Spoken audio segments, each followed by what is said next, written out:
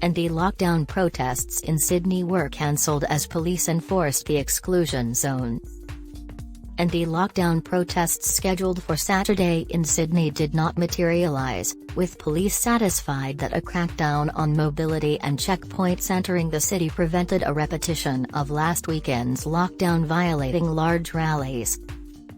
On Saturday morning, New South Wales health officials revealed 210 new cases in the Delta epidemic, setting the stage for an operation including mounted police, helicopters, severe penalties, and an exclusion zone to prevent prospective protesters from assembling. The exclusion zone stretched from the Bradfield Highway at Milsons Point north of the Harbour Bridge to the City West Link at Lilyfield, to South Dowling Street near Todman Avenue at Zetland, and east to New South Head Road near Ocean Avenue at Edgecliff, with 1,000 police officers and 300 Defence Force personnel deployed across the city. Police also stopped automobiles trying to enter the city via Newtown on the Princes Highway and Sydney Park Road, checking if there were more than 2 passengers in the car and if they were more than 10 kilometres from their house. Mounted police were also stationed in Hyde Park in case some protesters made their way into the city centre, but a police spokeswoman told The Guardian that the operation on major routes looked to have prevented a large-scale gathering. Minutes before the exclusion zone was set to expire at 3 p.m., a police spokeswoman claimed the operation was a success, with only a few isolated incidents reported.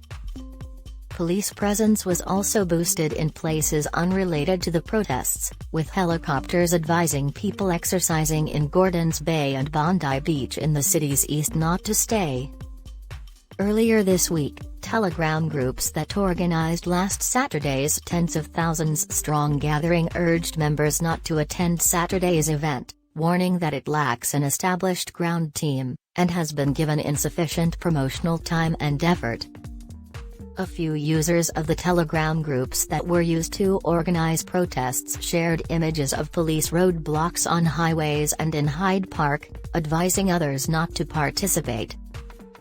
Thousands of furious, unmasked anti-lockdown protesters marched in major Australian cities a week earlier, resulting in Saturday's spectacle.